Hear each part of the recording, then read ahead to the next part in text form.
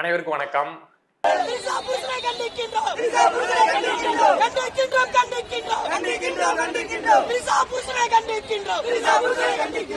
உதயநிதி ஸ்டாலின் அவர்களுடைய கைதை கண்டித்து தமிழ்நாடு முழுக்க திமுக காரங்க பல இடங்கள்ல ஆர்ப்பாட்டம் பண்ணாங்க. அதுல ஒரு வீடியோ, ஒரு கிளிப் வந்து என் கண்ணுல பட்டுருச்சு. படாமலே இருந்திருக்கலாம், ஆனா பட்டுடுச்சு. பார்த்ததுல இருந்து எனக்கு அவ்வளவு வெறி. திமுக காரன் புத்தினா இப்படிதான் இருக்குமா, ஆபாசமா அசிங்கமா மட்டும்தான் இவங்க வாங்கிய பேசுமா அப்படிங்கிற அளவுக்கு அவ்வளவு மோசமா இருந்தது. அந்த கிளிப்பை நான் பிளே பண்ணி காட்டுறேன், பாருங்க. தாவேகா நிர்வாகிகள், முக்கிய பொறுப்புல இருக்கக்கூடியவங்க யாராவது இந்த கிளிப்பை பாக்குறீங்க அப்படின்னா, இந்த அதுல கத்துறாங்கல்ல அந்த நபர்கள் யார் அப்படின்னு கண்டுபிடிச்சு, எந்த லோக்கல், எந்த இடத்த நடந்தது அப்படிங்கிறத கண்டுபிடிச்சு தயவு செஞ்சு அவங்க மேல வழக்கு போடுங்க. புத்தியில எவ்வளவு ஆபாசம், எவ்வளவு அசிங்கம் படிஞ்சிருந்தா இந்த ஒரு விஷயத்த வச்சு முதலமைச்சரை சாச்சிட முடியும் அப்படின்னு நினைச்சிருந்தா இவங்க இப்படி கோஷம் போடுவானுங்க அப்படின்னு பாக்குறப்பவே அவ்வளவு எரிச்சலா இருக்கு. பிடிச்சி உள்ள போட்டு இவங்க எல்லாம் சாத்தணும் அப்படிங்கிற மாதிரி இருக்கு. பட் தாவேக்கா தான் அதுக்கு நடவடிக்கை எடுக்கணும். இந்த கிளிப்பு நிறைய தாவேக்கா காரங்கள்ட்ட போய் சேரணும். அவங்க நடவடிக்கை எடுக்கணும். பிடிச்சி எவன் லோக்கல்ல இது மாதிரி பண்ணான்னு அவனை சாத்தணும் அப்படிங்கிறது தான் என்னுடைய எண்ணம். இப்போ இவங்க இப்படி பேசுறாங்கல்ல, இவங்க இதை மாதிரி என்னென்னமோ சொல்லி பர்சனல் லைஃப்லாம் எடுத்து பேசுறாங்கல்ல, அப்படியே தாவேக்காரங்களும் இழுத்து நம்ம உதயநிதியோட பர்சனல் லைஃப்லாம் பேச ஆரம்பிச்சா என்னென்ன வெளியில வரும் அப்படிங்கிறத கொஞ்சம் யோசிச்சு பார்க்கணும். தாவேக்காவில் நிறைய பேர், அதுவும் செய்தி தொடர்பாளர்கள் நிறைய பேர்லாம் இருக்காங்க. உதயநிதியை பத்தி டீப்பா தெரிஞ்சவங்க, புட்டு புட்டு வைக்கிறது, அப்படியே மூஞ்சில கரைச்சி ஊத்துன மாதிரி அசிங்கப்படுத்துறவங்கலாம் நிறைய பேர் இருக்காங்க. ஸோ அவங்கெல்லாம் பேச ஆரம்பிச்சாங்க அப்படின்னா உதயநிதி தாங்க மாட்டாரு. அவங்க பேசுன வீடியோஸ்க்கும் நமக்கு வந்திருக்கு, அனுப்பிச்சிருக்காங்க, எடுத்து போடுறோம் பாக்குறீங்களா. கழுவி உங்களை அடியிலேருந்து நுனி வரைக்கும் கழுவி ஊத்தி உங்களோட எல்லா விஷயத்தையும் புட்டு புட்டு வச்சிருக்காங்க. சின்ன கிளிப் வேணா பிளே பண்றேன், நீங்க வேணா பாருங்க. கலைஞரின் பேரனே, ஸ்டாலினின் தவ புதல்வனே திரு உதயநிதி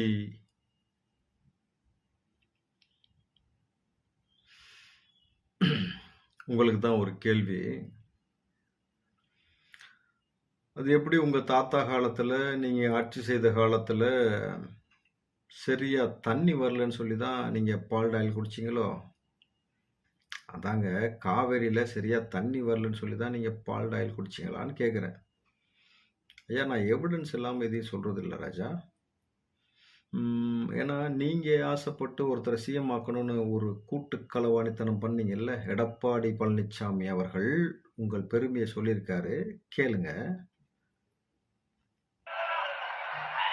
உதயநிதி ஸ்டாலின் அவர் பேச ஆரம்பிச்சுட்டார்.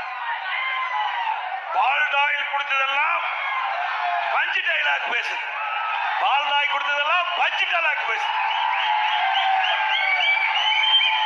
அப்பவே போயிருக்கணும் மேல் லோகத்துக்கு, இங்க இருந்துகிட்டு நம்மள உயிரை வாங்கிட்டு இருக்குது. உங்க பெருமையை தான் சொல்லிக்கிட்டு இருக்காரு. அது என்ன கதை நீங்க சொல்லுங்க. உதயநிதிக்கு இல்லாத அசிங்கமாங்க நீங்க சொல்லுங்க. தோண்டி எடுக்க போனா எத்தனை நடிகைகள், எத்தனை பேர் வருவாங்க. அதை பத்திலாம் இது வரைக்கும் தாவேக்காவில் யாரும் பேசி நான் பார்க்கல. பட் நேத்தி ஒரு விஷயம் வந்து, நேத்திலேருந்து தாவேக்கா நபர்கள் பேசுறாங்கன்னு கிடையாது, ஜென்ரலாவே பேசப்பட்டு இருக்கு.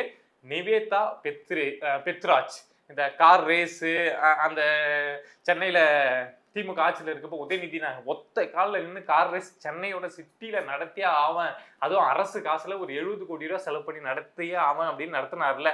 ஸோ அந்த டைம்ல இந்த பேரெல்லாம் கேள்விப்பட்டிருப்பீங்க. என்னங்கிற கதை தெரியும். துபாயில வந்து அவங்களுக்கு ஃபிளாட் வாங்கி கொடுத்தாரு அப்படின்னு கூட செய்திகள் இருக்கு. பட் நீ ஏன்பா அவங்க பேரை சொல்ற அப்படின்னா, அவங்க ஒரு ட்வீட் ஒன்று போட்டிருக்காங்க நேத்தி. ஸோ அது நேத்திலேருந்து ரொம்ப வைரலா போயிட்டு இருக்கு. என்ன அப்படின்னா, உதயநிதி கைது செய்யப்பட்ட நேற்று காலையில ஒரு 11 மணி டைம்ல கைது செய்யப்படுறாரா. ஸோ அந்த நேரத்துல அவங்க எக்ஸ் பேஜ்ல வந்து ஒரு ட்வீட் போடுறாங்க, ஒரு திருக்குறளை மீன் பண்ணி போடுறாங்க. புறங்கூறி பொய்த்துயிர் வாழ்தலின் சாதல் அறங்கூறும் ஆக்கம் தரும் அப்படின்னு 183வது குறள் இது. இதோடைய பொருள் என்ன அப்படின்னா, பிறரை பற்றி புறம் கூறி, அதாவது அவங்கள பத்தி தப்பு தப்பா பேசி பொய் பேசி வாழ்வதை விட இறப்பதே மேலானது, ஏனெனில் அது அறத்தின் பெருமையை தரும். அதாவது மற்றவங்களை குறை சொல்லி வாழ்றத செத்து போயிடு அப்படின்னு உதயநிதி கைது பண்ணப்படுற அந்த டைம்ல நிவேதா பெத்ராஜ் போடுறாங்க. அப்படின்னா இவங்க 2 பேருக்குள்ள என்ன நடந்திருக்கலாம், இவங்க 2 பேருக்குள்ள ஏதோ இருக்கு அப்படின்லாம் நாம சொல்ல, ஆல்ரெடி இருக்கக்கூடிய ஒரு ஸ்டோரி தான். ரொம்ப நாளா போயிட்டு இருந்த ஒரு ஸ்டோரி தான். ஸோ இங்க இவர் கைது பண்ணப்படுறாரு. இந்த நேரத்துல இவங்க இங்க இதை போடுறாங்க அப்படின்னா என்ன சண்டை நடந்திருக்கும், என்ன புறம் கூறுனாங்க, இவர் வந்து இவங்க என்ன சொன்னாங்க, இவங்க வந்து இவங்க என்ன சொன்னாங்க அப்படிங்கிறதெல்லாம் மேல இருக்கவனுக்கு தான் வெளிச்சம். பட் அவங்க கூட பழகினவங்க படம் நடிச்சிருக்காங்கல்ல, பழகினதும் நீங்க தப்பா நினைச்சிடக்கூடாது. உதயநிதி கூட படம் நடிச்சிருக்காங்கல்ல நிவேத்ரா பெத்ராஜ். ஸோ அதுல சொல்றேன், அவங்க இத மாதிரி ஒரு கமெண்ட போட்டிருக்காங்க.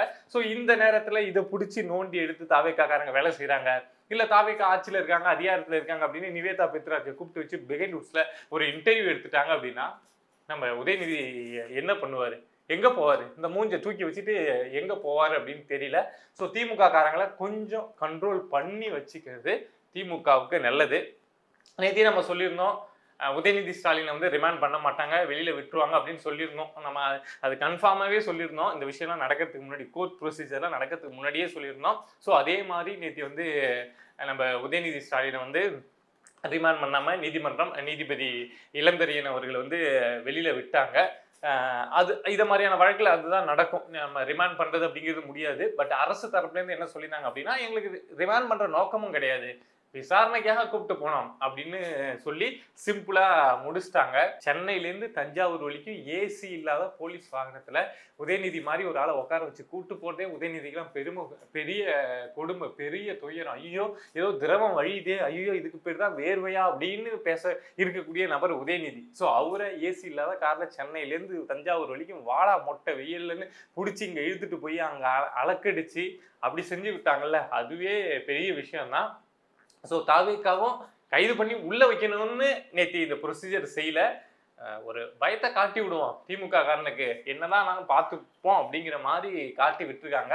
ஸோ இனிமே வாயை திறக்கிறப்போ, மற்றவங்க பர்சனல் லைஃப்பை இழுக்கிறப்போ அந்த பயம் அப்படிங்கிறது அந்த உதயநிதி கிரேட்ல இருக்கக்கூடிய முன்னாள் அமைச்சர்கள்லாம் இருக்காங்கல்ல, இனிமே இந்த அன்பரசனோ இல்லை இந்த அனிதா ராதாகிருஷ்ணனோ இல்லை இந்த மார்க்கண்டையனோ இனிமே இது மாதிரி வாயை திறந்துருவாங்களா, உதயநிதிக்கே அந்த நிலைமைனா நம்மளை என்ன பண்ணுவாங்க அப்படிங்கிற பயம் வரும்ல. ஸோ அதை மாதிரி ஒரு பயத்தை இந்த கைது மூலமா தமிழக வெற்றி கழகம், தமிழ்நாட்டு திமுக காரங்களுக்கு காமிச்சிருக்காங்க.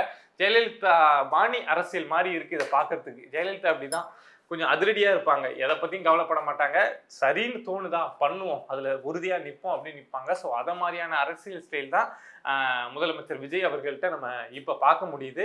இது எனக்கு பிடிச்சும் இருக்கு. இதை மாதிரி தான் இருக்கணும். என்ன அப்படியே முதலமைச்சர் பையனா நாங்க ஒண்ணுமே பண்ண மாட்டோம், முன்னாள் முதலமைச்சருடைய பேரனா ஒண்ணுமே பண்ண மாட்டோம், அப்படியே வளைஞ்சு கொடுத்து போவோம் அப்படிங்கிற அரசியல் வேணாம் தமிழ்நாட்டுக்கு. ஒரு அதிரடியான அரசியல் தான் வேணும். ஸோ அதை தாவேக்கா கையில எடுத்திருக்காங்க அப்படிங்கிறது பார்க்கறதுக்கு ஓரளவுக்கு திருப்தியா இருக்கு.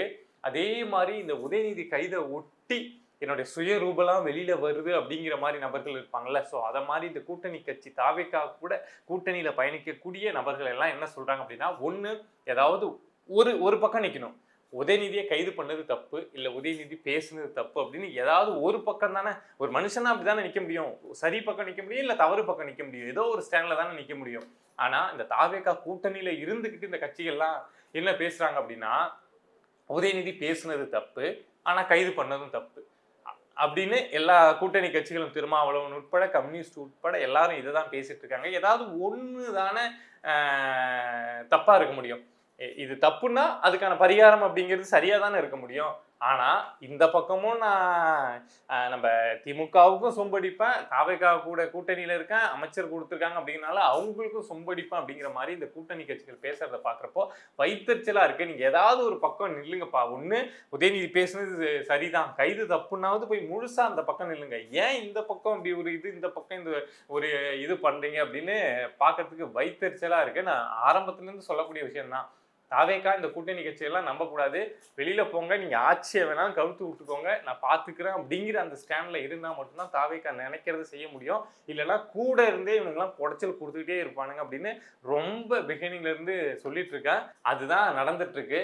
ஸோ தாவேக்கா இவங்களெல்லாம் இல்லாம எப்படி ஒரு மெஜாரிட்டி கவர்மெண்ட்டை கொண்டு வர்றது அப்படிங்கிற வேலையை பார்க்கணும். இடைத்தேர்தல் நிறைய இப்போ ஆல்ரெடி 7-8 சீட்டு வந்து வேக்கண்டா இருக்கு அப்படின்னு நினைக்கிறேன். இன்னும் ஒரு 5-6 சீட்டு ஏதாவது இடைத்தேர்தல் சேர்த்து வந்தது அப்படின்னா தாவேக்காவால ஈஸியா சிங்கிள் மெஜாரிட்டிலேயே வந்துட முடியும். ஸோ இவங்களெல்லாம் கைட்டி வச்சாதான், இங்க நல்லது செய்யணும்னாவே ஒரு கெட்ட முகம் தேவையில்ல. ஸோ அது அப்படின்னு நான் ஏதோ படத்துல ஒரு டைலாக் பார்த்தேன், அதை மாதிரி தான் தாவேக்காங்க மக்களுக்கு நல்லது செய்யணும்னாவே ஒரு கெட்ட முகம் வேணும். இவங்கெல்லாம் ஓரம் கட்டிட்டு சில பேரெல்லாம் என்னென்ன பண்ண முடியுமோ பண்ணி சிங்கிள் மெஜாரிட்டியாக மாற வேண்டியது அப்படிங்கிறது தாவேக்காவுக்கு அவசியம். இதை மாதிரி ஆளுங்களை வச்சுக்கிட்டு நீங்கள் நல்லதே செய்ய முடியாது. இன்னைக்கு பட்ஜெட் செஷன் போயிட்டுருக்கு. நம்ம வீடியோ பேசிட்டு இருக்க இந்த டைமில் மரிய வில்சன் வந்து பட்ஜெட்டை வாசிச்சுட்டு இருக்காரு. ஸோ பட்ஜெட்டில் என்னென்ன வருது, என்னென்ன விஷயங்கள் சொல்லப்படுது, உண்மையாலும் இது வந்து ஒரு நல்ல பட்ஜெட்டா இல்லை தாவேக்கா ஏதாவது பிளண்டராக ஏதாவது மிஸ்டேக் பண்ணுறாங்களா அப்படிங்கிற விஷயத்த அடுத்த வீடியோவில் கண்டினியூ பண்ணுவோம், தொடர்ந்து பேசுவோம். நீங்கள் வந்து இதை பார்க்கக்கூடிய வியூவர்ஸ், சப்ஸ்கிரைபர்ஸ் வந்து பிரபா டாக் சேனலை சப்போர்ட் பண்ணணும் அப்படின்னு நினச்சிங்கன்னா சப்ஸ்கிரைப் பண்ணி சப்போர்ட் பண்ணுங்கள். நன்றி.